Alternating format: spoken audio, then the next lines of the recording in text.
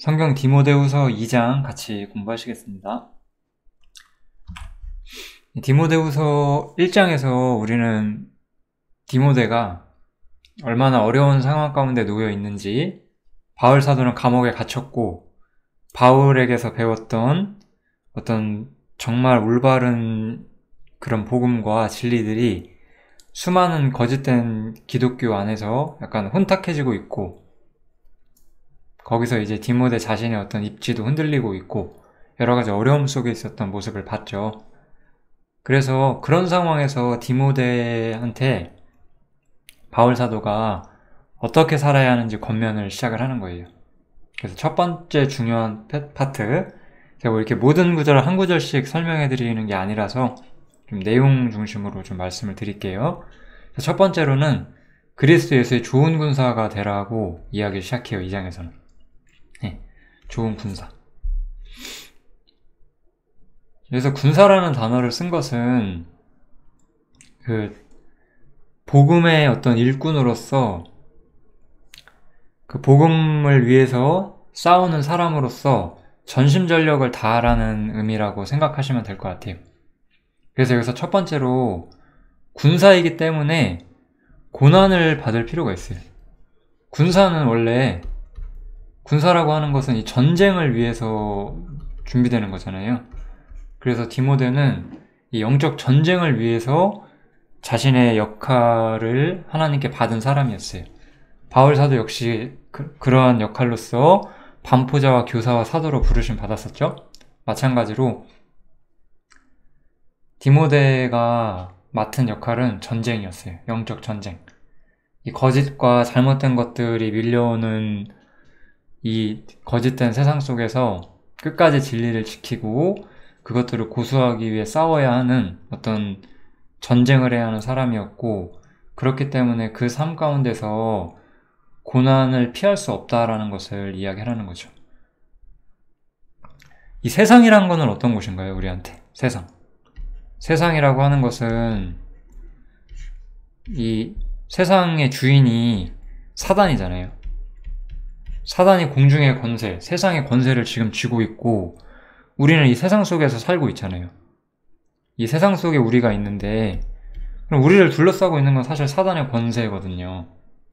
그래서 그러한 어떤 세상의 어떤 흐름이라고 하는 것은 우리가 본래 가고자 하는 것과는 전혀 맞지 않은데, 그러한 상황 속에서도 우리는 끝까지 믿음을 지키고 영적 전쟁을 치러야 한다는 측면, 이것을 우리가 볼 수 있을 것 같고, 두 번째는 이제 군사로 다니는 자들은 자기 생활에 얽매이는 자가 없죠. 이건 하나님을 믿고 하나님께 전부를 걸어야만 하는 그런 모습으로서 좀 묘사를 해주는 것 같아요. 군인이라고 하는 것은 이제 그 전쟁을 위해서 모집한 자, 뭐 일종의 왕 같은 존재겠죠. 그들이 모든 걸 지원해 주잖아요. 먹고 마시고 잘고 이런 거, 오직 전쟁을 위해서 준비될 수 있도록 다른 모든 것들은 지원을 받아요. 그것처럼 디모데는 그리스도의 좋은 군사로서 세상이나 자기 생활에 얽매일 필요 없이, 여기서는 얽매일 필요 없으니까 아무것도 하지 말라는 뜻이 아니겠죠?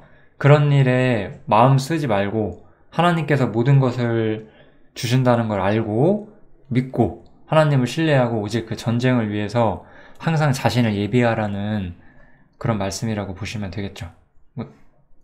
그리스도의 좋은 군사, 이 단어가 주는 느낌이 강렬하잖아요. 그냥 누구든지 다 이 단어를 생각해 보시면, 아, 이런 걸 하나님께서 요구하셨구나. 아마 그냥 제가 이렇게 길게 설명하지 않아도 다 아실 거라고 생각합니다. 두 번째로 이제 경계하는 자가 나오죠. 이 사람들은 그 경기를 할 때, 운동을 할 때, 운동에 규칙이 있잖아요. 그래서 법대로 경기하지 아니하면 면류관을 얻지 못한다고 하죠. 규칙이잖아요. 아마도 여기서 좀 우리가 생각해 볼 수 있는 것은 하나님의 말씀, 하나님의 법을 지키라는 뜻이겠죠. 아마도 이것은 순종하라는 의미라고 저는 생각을 해요. 성경적인 방식으로 살고 그래야지만 면류관을 얻을 것이다 라고 말을 한다라고 저는 좀 생각을 하고 있고요. 그 다음에 수고하는 농부가 곡식을 먼저 받는 것이 마땅하다라는 것은 이제 농부는 이제 인내라고 저는 생각을 해요. 우리가 이 땅에 사는 동안 열매를 얻을 수 있나요? 그건 아니죠. 우리는 이 땅에 사는 동안에는 인내를 하다가 이제 하늘에 올라가서 그 열매를 맺게 되잖아요. 그래서 우리는 이 땅에서는 군사여야 하고 수고하는 농부여야 하고 또 법대로 경계하는 규칙대로 하는 그런 사람들이 되어야 해요. 그렇게 산다면 하늘에서 우리는 열매를 얻고 또 운동하는 자로 치면 면류관을 얻게 되겠죠. 이것은 어쨌든 결론은 단순해요. 그리스도의 좋은 권사로 그리고 경계하는 자로 특별히 이제 규칙을 지켜서 경계하는 자로서 운동하는 사람으로서 그 다음에 수고하는 농부로서 이 땅에서 디모데가 살아야 한다는 것을 우리한테 이야기를 해주고 있습니다. 그리고 나서 이제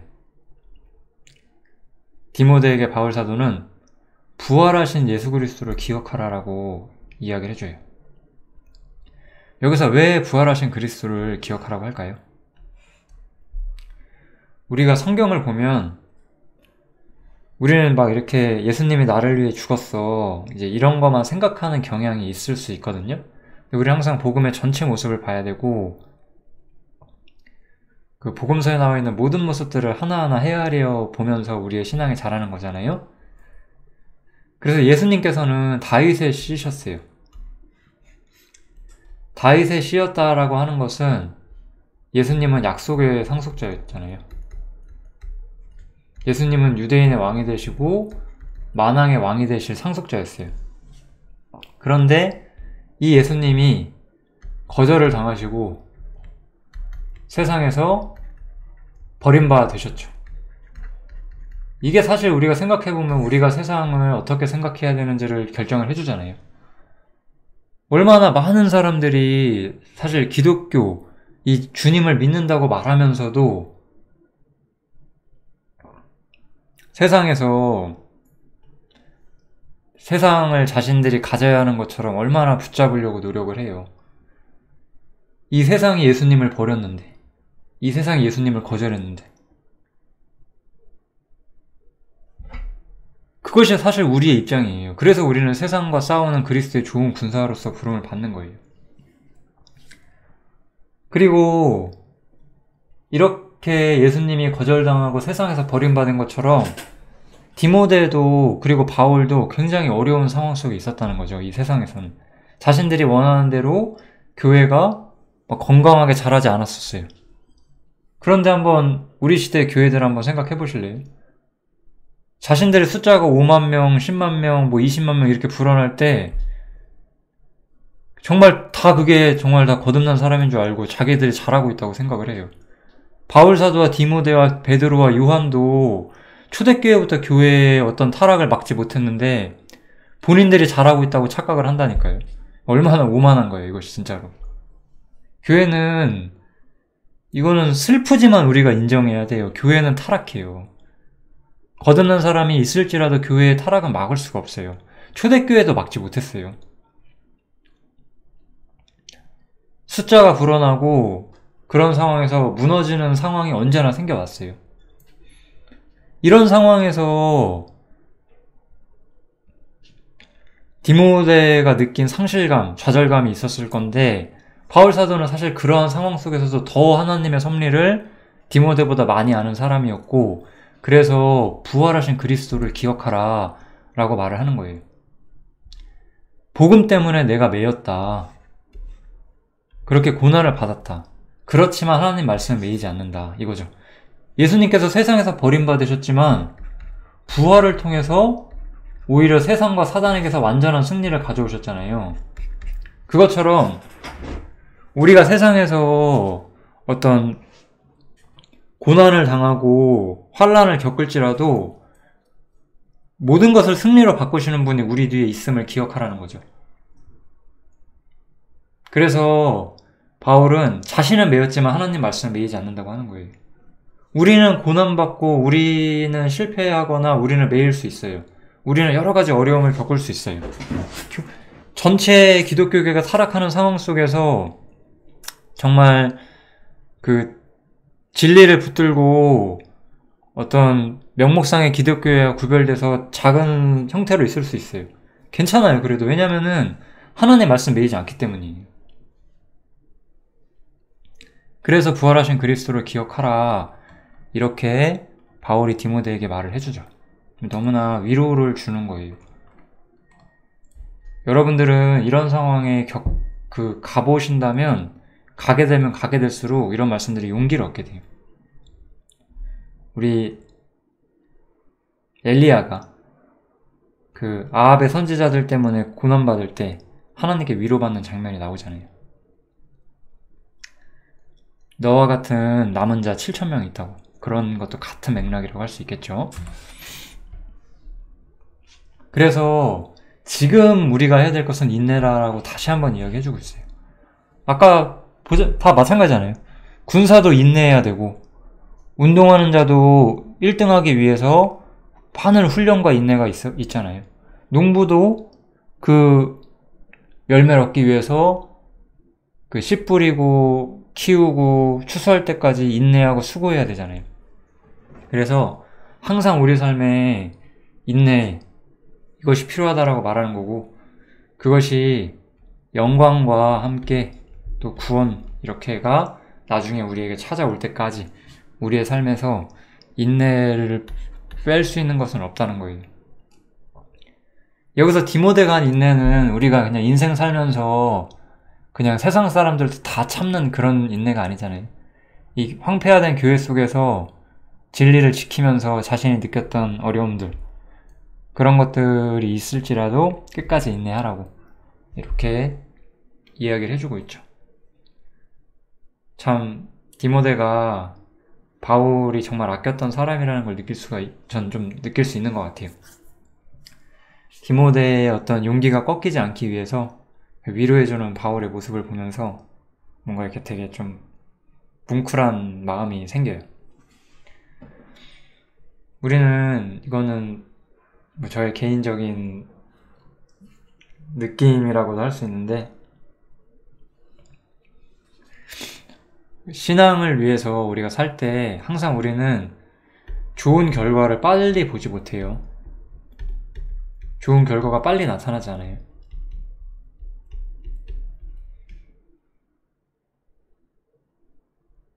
그동안 우리가 해야 될 것은 항상 인내예요, 인내.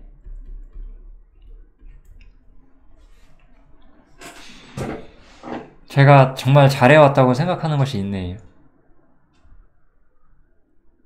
저는 말씀을 따라서 쫓아가는 길을 가면서 항상 근본적으로 저는 제가 아는 만큼은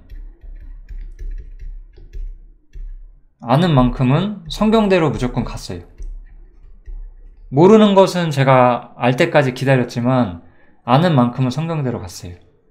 그러면 이로 인한 순종이 어떤 바로 좋은 결과로 오는 것이냐? 그렇진 않아요. 빨리 나오질 않거든요. 근데 기다리고 인내하고 나니까 열매 맺기 시작하고, 우리 함께하는 형제님들도 다 영적으로 빛이 생기시고 그런 통찰력을 갖게 되시고, 그런 걸 보면서 참 인내가 중요하구나. 형제님들 아마 기억하실지 모르겠어요. 제가 옛날에 그런 얘기 했었거든요. 제가 말하는 게 맞으니까 믿고 기다려 보시라고. 몇 년 전에는 제가 하는 얘기 다 이해 못 하셨다고 많이들 말씀하시잖아요. 근데 진짜 그런 일들이 있었죠. 참 정말 인내가 얼마나 중요한 것인가, 기다림이라는 게 얼마나 중요한 것인가 우리가 생각을 해봐야 됩니다. 아무튼 그 다음에 이제 하나님에 대한 일종의 찬양을 다시 한번 해줘요. 이것도 사실 이 상황에 맞는 어떤 하나님에 대한 찬양인데, 우리는 미쁨이 없을지라도 주는 이량 미쁘시니라는 표현이 나오죠. 이 미쁘다는 표현을 제가 좀 적절한 단어를 한국어로 이게 한국어긴 한데 이게 참 너무 옛날 말이죠. 뭐라고 설명을 해야 될까 생각을 했는데 그냥 이거는 이제 영어로 보면 페이스풀이거든요. 그러니까 진실되고 충성되고 그 배신치 않는다는 거예요. 그래서 그냥 제가 정직하심이라고 그냥 써놓긴 했어요. 마땅히 쓸 게 없어가지고. 그러니까 항상 하나님께서는 우리에 대해서 어떤 변치 않고 충성되이 그리고 성실하게 우리를 대우하신다는 거죠. 또한 그 측면에서 공의롭게 우리가 주님과 함께 고난받으면 우리가 받은 고난만큼 주님은 우리를 높여주실 것이고 반대로 우리가 주님을 부인한다면 주님도 우리를 부인하실 거라는 거죠. 이런 건 이제 뭐 구원이 아니다 뭐 이런 의미는 아니에요. 내가 산 대로 내가 살았던 만큼 주님께서 나를 봐주신다는 거죠. 그 페이스풀하게 미쁘시게 계속해서 우리를 살피신다는 거예요. 당연한 거죠, 이것도.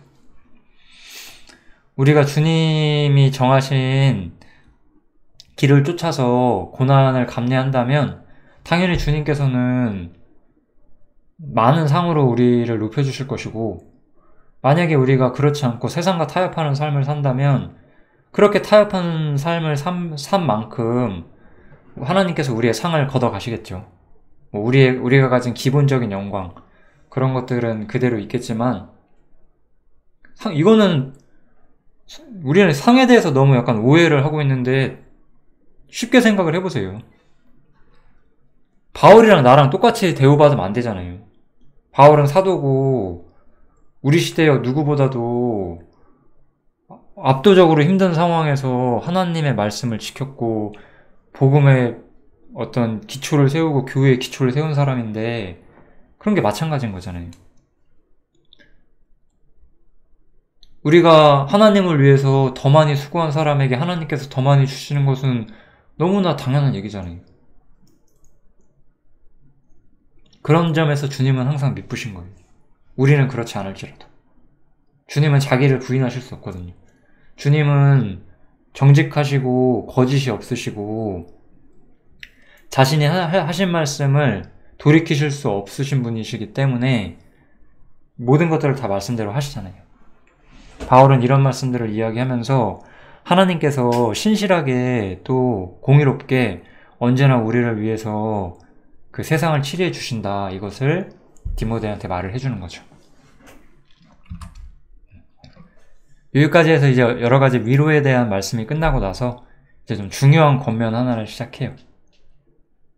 가장 중요한 권면은 디모데는 교사였잖아요. 교사는 말씀을 분별해야 돼요. 이것이 디모데가 가진 아주 중대한 책임이었어요. 그래서 바울 사도는 디모데에게 내가 진리의 말씀을 옳게 분별하며 부끄러울 것이 없는 일꾼으로 인정된 자로 자신을 하나님 앞에 드리기를 힘쓰라 이렇게 나오죠. 이 하나님의 사역자 교사들은 성경 연구를 굉장히 중요하게 생각을 해야 돼요. 이건 뭐 우리가 성경을 연구해서 무슨 되도 않는 이상한 논문을 쓴다든지 뭐 그럴 필요가 있는 건 아니죠. 교회가 올바른 길을 갈 수 있도록 우리는 성경을 연구를 하는 거죠. 그래서 디모데에게 바울 사도는 말씀을 분별하고 거짓을 멀리하라고 이야기를 시작하면서 이것이 교사가 가진 가장 중요한 임무이기 때문에 앞에서 이야기를 시작하는 거예요. 여기에 대한 어떤 구체적인 권면들 몇 구절이 디모데 후서 2장에 나와요. 먼저는 이 망령되고 헛된 말을 버리라고 하면서 저희는 경건치 아니함에 나아가느니 저희 말은 독한 창질에 썩어져감과 같은데 그 중에 후메네오와 빌레도가 있느니라 이렇게 나오죠. 거짓 교사들이 존재했어요. 여기서는 특별히 그들의 이름을 바울 사도가 지정해주고 있어요. 후메네오와 빌레도라는 사람이 있었는데 이들은 거짓된 이야기를 한다. 이들은 거짓 교사들이다라고 바울 사도가 도장을 찍어주죠. 이들은 거짓된 진리를 주장하고 있다라고 말을 하는 거예요. 이들은 부활이 이미 지나갔다라고 말하면서 사람들의 믿음을 무너뜨렸어요. 그런데 저거는 저 시대에 유행한 거짓 교사들인데 어느 시대나 거짓 교사는 있어요. 어느 시대나 성경을 잘못 가르치는 사람들이 있어요. 그런 사람들과 멀어져야 돼요. 이렇게 거짓 교사들에 의해서 그 사람들의 믿음이 무너질 수 있기 때문에 이 거짓 교사들이 존재하고 그들을 끊어내야 한다라고 분명히 말을 해요. 이거 엄청나게 중요한 주제를 여기서 이야기를 하고 있죠. 그러면서 이제 이 구절에 대한 어떤 조금 더 구체적인 설명들이 나와요. 그러나 하나님의 견고한 터는 섰으니, 이렇게 거짓 교사들이 이 기독교 시스템 안에 들어와서 교회가 황폐화되고 있었어요. 그럴 때 하나님의 견고한 터는 섰으니 인침이 있어 일러스되 하면서 디모데가 꼭 기억해야 할 두 가지를 그 바울이 이야기를 해줘요. 첫 번째는 주께서 자기 백성을 아신다는 것과 또 주의 이름을 부르는 자마다 불의에서 떠날지어다 라고 이야기를 하는 거예요. 여러분들이 앞으로 몇 구절을 읽으실 때 반드시 아셔야 되는 게 뭐냐면, 지금 디모데는 교사로서 진리의 말씀을 분별하고 거짓 교사들을 어떻게 치리해야 하느냐라는 주제를 다루고 있다는 거예요. 그래서 이런 문제에서 디모데가 기억해야 할 것은 주께서는 자기 백성을 아신다는 거예요. 우리는 여기서 뭘 볼 수 있냐면 전체 기독교 세계가 있어요. 지금 우리나라도 있고 뭐 외국을 통틀어 아무튼 전체 그냥 우리가 생각하는 기독교 시스템, 여기에 이제 거짓 교사들이 사실 가득 차 있거든요. 이런 상황에서 얼마나 이게 좌절을 해요. 이게 되게 절망적이거든요. 어떤 사람들은, 저는 좀 이런 걸 좀 느끼긴 하는데 때로는 어떤 사람들은 그렇게 느끼기도 해요. 우리 교회는 진리가 있어, 그러니까 우린 자랑스러워해도 돼, 이런 거. 참 철딱선이 없는 생각이죠. 그거는 참 뭐랄까 약간 좀 소심한 것 같아요. 제가 생각하기에는 내가 만약에 진리가 있다면, 내가 이렇게 진리 가운데서 정말 있는 사람이 맞다면 사실 이 전체 황폐화된 것이 되게 슬픈 일이거든요. 원래 하나님께서는 교회가 아름답게 하나된 모습으로 있길 바랬는데 지금 그렇지가 못한 것이 현실이잖아요. 그런데 이제 어떤 교회들은 우리 교회는 정말 성경적이다 이러면서 이제 자신의 교회를 자랑하기를 좋아하죠. 제가 옛날에 있었던 교회도 그랬는데 참 진짜 어리석은 거예요. 왜냐면은 다니엘 같은 사람 보세요. 이스라엘 전체 실패에 대해서 자신이 슬퍼하잖아요. 물론 우리가 있는 진리가 잘못되거나 그런 게 절대 아니지만, 그래서 우리는 맞으니까 우리는 괜찮다 막 자랑하면서 그런 것은 아름다운 모습은 아니라는 거죠. 바울은 모든 것을 보고 있어요. 시야가 넓어요. 우물한 개구리가 아니었어요. 바울은 전체 교회의 황폐화 속에서 자신이 어떻게 처신해야 하는지까지 느끼고 있는 사람이었어요. 진짜 저는 제일 철딱선이 없는 사람들이 나는 진리를 갖고 있어라고 자고하는 사람들이라고 생각하거든요.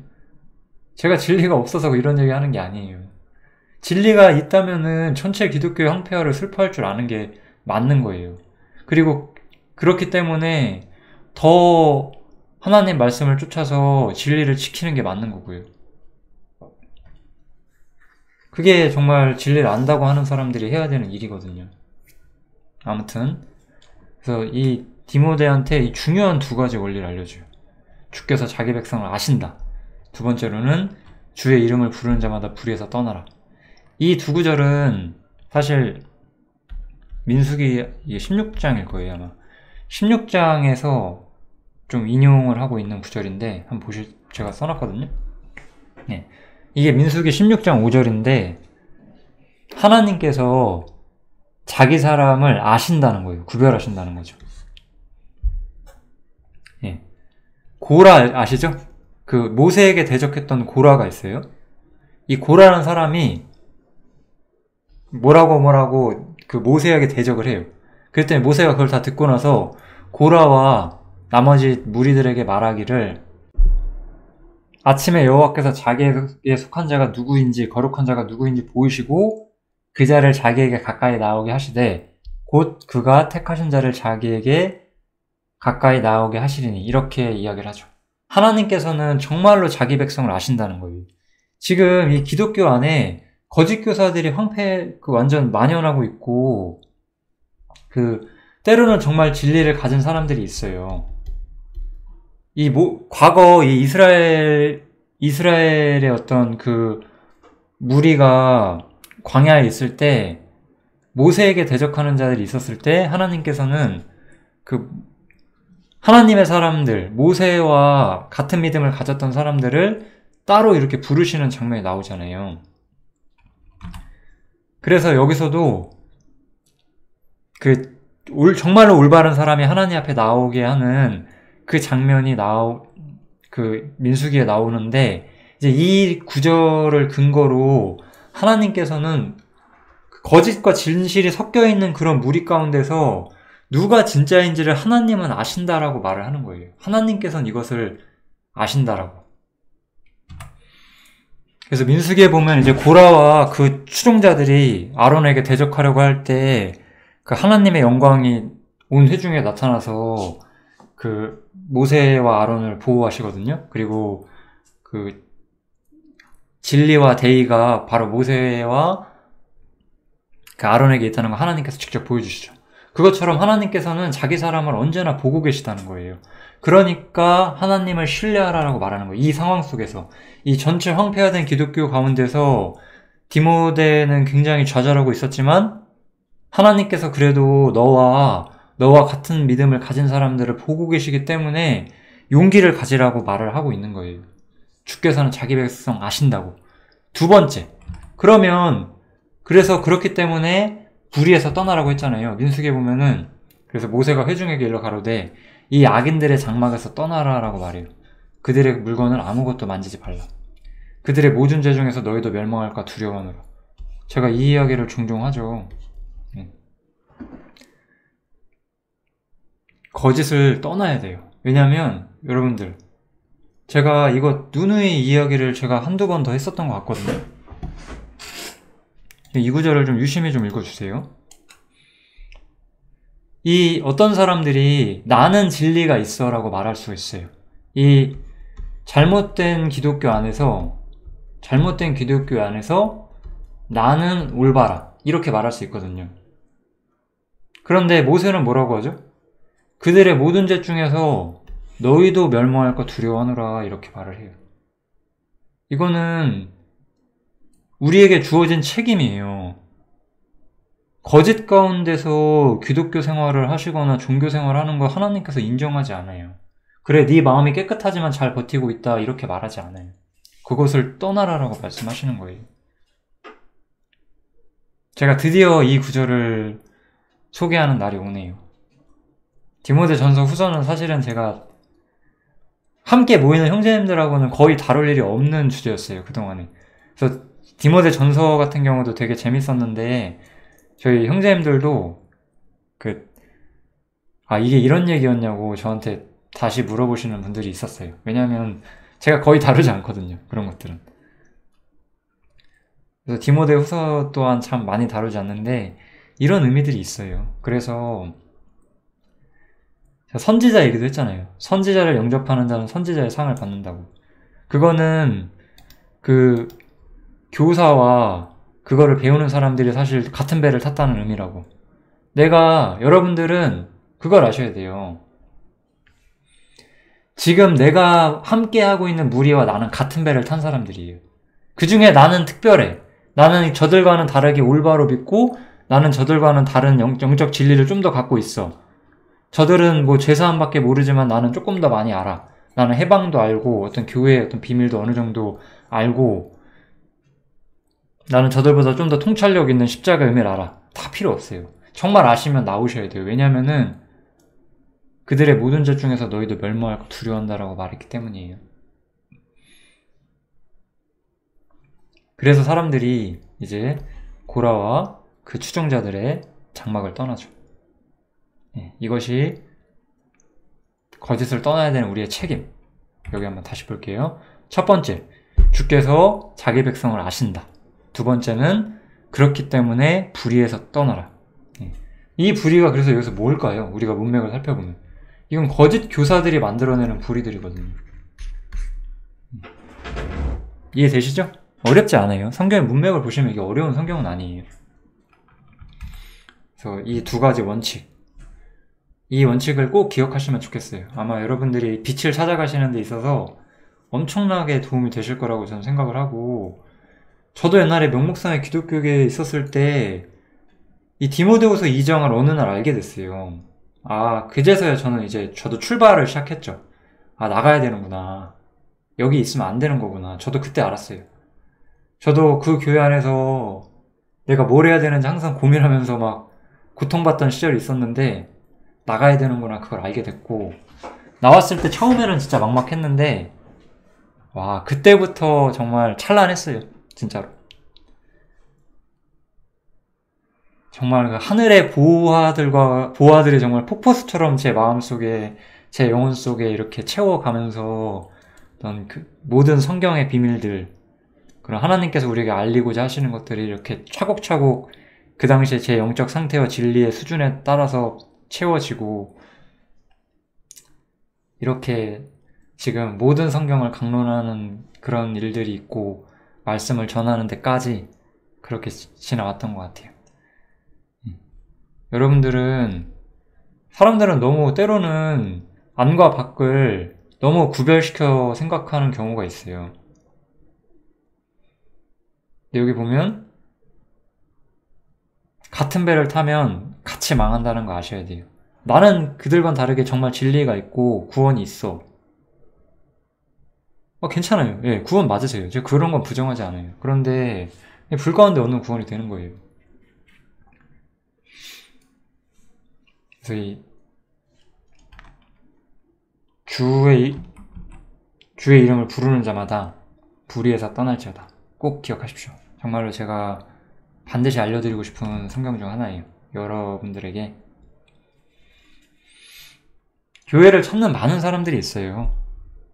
그런데 찾으시는 건 좋아요. 괜찮아요. 그런 것도 다 경험하셔도 되고, 그런데 불의를 떠나시는 게 맞는 거예요. 어디든지. 저는 교회를 찾을 뭐라고 해야 될까요?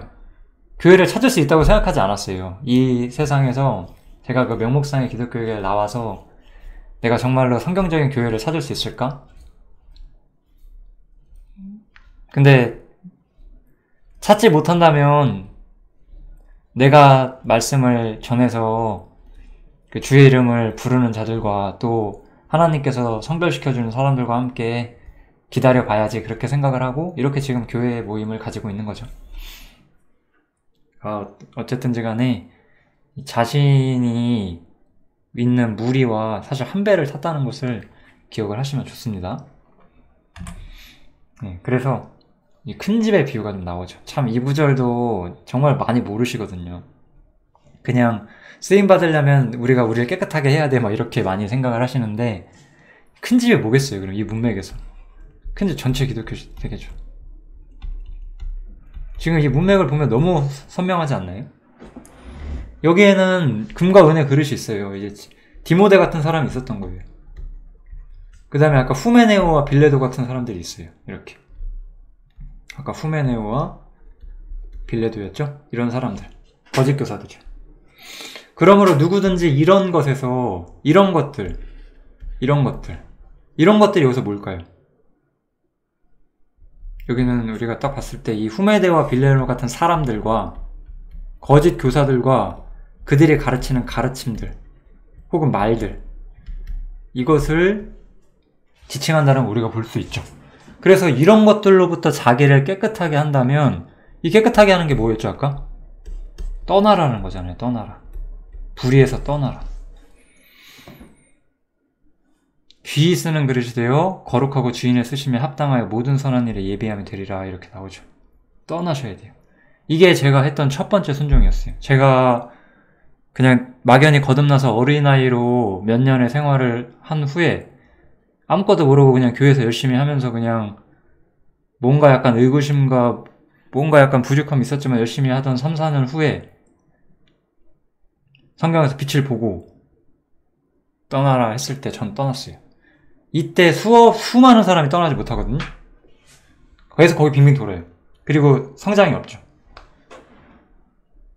왜냐면 이 말씀이 그거라는 걸 이해하지 못하고 혹은 이해했다 해도 받아들일 수 없기 때문에 여러 가지 상황 때문에. 근데 이게 맞아요. 이게 저는 제 인생에서 되게 중요한 순종이었어요. 저는 어쨌든 그 명목상의 기독교육에 있을 때 제가 구원을 받았어요. 다행히도. 그렇지만 올바른 교회를 세우는 데 있어서 이 말씀이 비춰졌던 날이 있고 2011년, 12년 그 어느 쯤이었죠. 벌써 10년 전 얘긴데 네. 떠났고 하나님께 나름대로 쓰임 받으면서 그렇게 살아오고 있다고 생각을 합니다. 참 감사해요. 이 구절이 정말 하나님께서 정말 고민 많이 했었어요. 저도 그때 나이가 어떻게 살아야 하나. 분명히 여기는 많이 부족한데 그냥 입 다물고 그냥 남들처럼 조용히 사는 것이 맞는 것인가.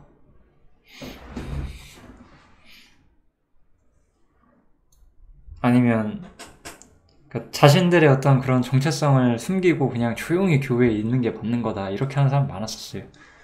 그런데 이제 저는 답을 구했어요. 하나님께. 그리고 이것을 저는 답으로 받았고 나가게 되었죠. 정말 최상의 순종이었다. 저는 그렇게 생각을 합니다. 예.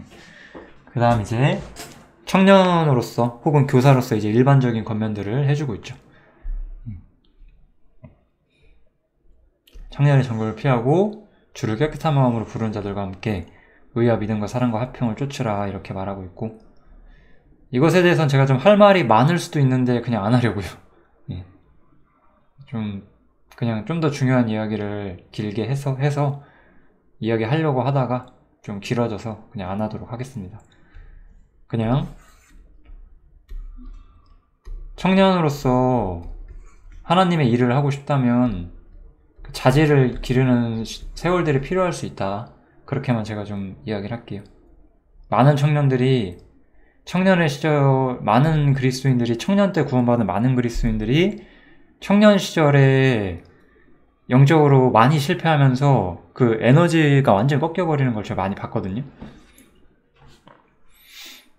어쩌면 교사가 되거나 목사가 되거나 복음 전하는 자가 될 제목이었던 형제들이 그렇게 크지를 못해요. 청년 시절에 청년의 정욕과 청년의 정욕 여러 가지가 있을 수 있어요. 이성이라든지 출세라든지 아무튼 여러 가지 있을 수 있는데 그런 것들 때문에 어떤 자신의 신앙적 비전을 꺾어버리는 그런 거죠. 길게 얘기하진 않겠습니다. 그 다음에 어리석고 무식한 변론을 하지 말고 다툼을 피하라. 이런 일반적인 권면 해주고 있습니다. 이제 그거에 대한 또 이유죠. 또 다른 이것도 일반적인 권면인데 이것도 한번 쭉 읽어보시면 될 것 같아요. 마땅히 주의 종은 어때야 하느냐? 다투는 걸 좋아하면 안 되겠죠. 그리고 모든 사람에게 대해서 온유하고 잘 가르쳐주고 인내하고 참고 또 온유함을 가지고 치료할 줄 알아야 되고. 왜냐면 이 모든 것들 왜 필요하냐? 혹시 이렇게 하다 보면 하나님께서 저희에게 회개함을 주사 진리를 알게 하실까 하며. 저는 이 말씀 되게 중요하다고 생각해요.